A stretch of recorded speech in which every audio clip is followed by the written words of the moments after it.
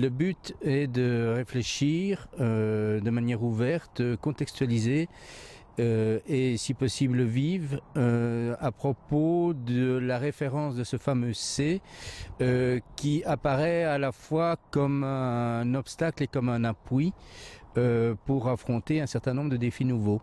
Et donc le but du chantier a été d'élaborer ensemble avec diverses personnes une réflexion à ce sujet, en petits groupes d'abord, mais qui devra faire l'objet d'une diffusion large au sein du réseau de l'enseignement catholique. Alors un mot aussi sur les objectifs que vous êtes fixés. Alors je pense que comme objectif on avait l'idée d'abord qu'il importait de contextualiser la référence aux religieux dans un monde qui a complètement changé à ce sujet. Nous sommes entrés dans une nouvelle phase de la modernité, une nouvelle phase qui a été marquée par la globalisation, bien entendu, avec les deux dates très importantes que sont 1979, la prise de pouvoir par Khomeini et l'apparition d'un islam politique important et d'un vrai mouvement social musulman. Deuxièmement, 1989, la chute du mur qui a marqué la fin de l'utopie d'une sorte de substitution du politique au religieux, au fond l'utopie des religions séculières, qui a modifié la donne politique mais également la donne religieuse.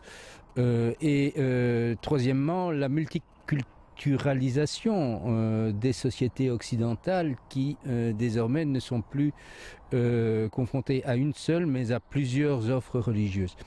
Et au fond ces trois événements, donc ces trois évolutions très profondes de la situation font que la question du religieux aujourd'hui apparaît comme très différente de la manière dont elle pouvait encore être posée dans les années 80 ou les années 90.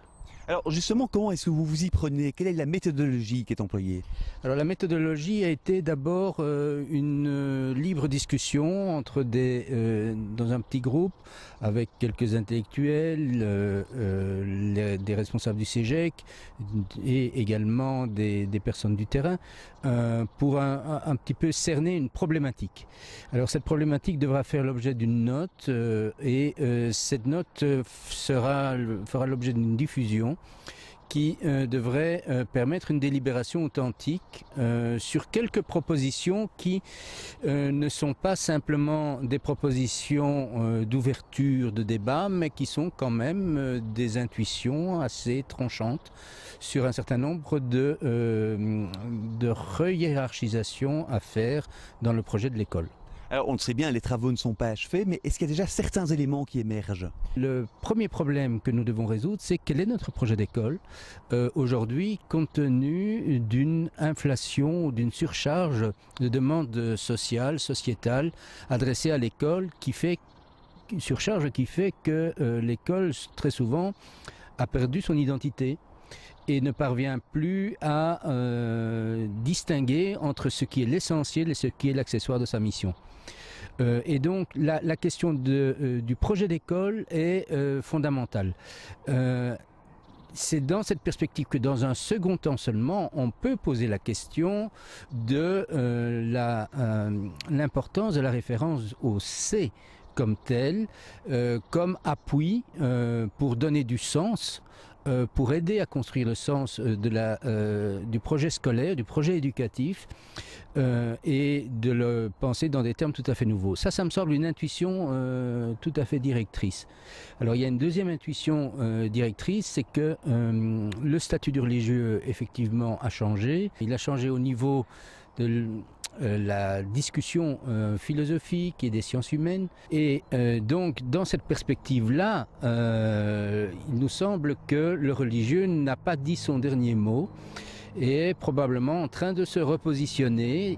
On le constate dans les discussions contemporaines en philosophie ou en sciences humaines. Est-ce qu'il faut relire justement cette référence à l'éducation chrétienne? Je pense qu'effectivement, la référence à la référence chrétienne a toujours été recontextualisée dans un monde moderne en constante évolution. Et quand on lit les textes, il n'y a pas grand-chose de commun finalement entre ce qui pouvait se dire à ce sujet en 1880 ou 1890, au moment où quand même l'Église avait encore beaucoup de problèmes avec la modernité et les droits de l'homme, par exemple, et ce qui a pu se dire dans les années 60. Et aujourd'hui, nous sommes en 2012. Et une fois de plus, nous devons faire un immense effort de réinterprétation du sens de ce C. Un immense effort qui peut être extrêmement instructif et qui peut être couronné de succès, parce que ce n'est pas du tout une tâche herculéenne, mais cela donne des intuitions et cela permet de reconstituer certaines cohérences.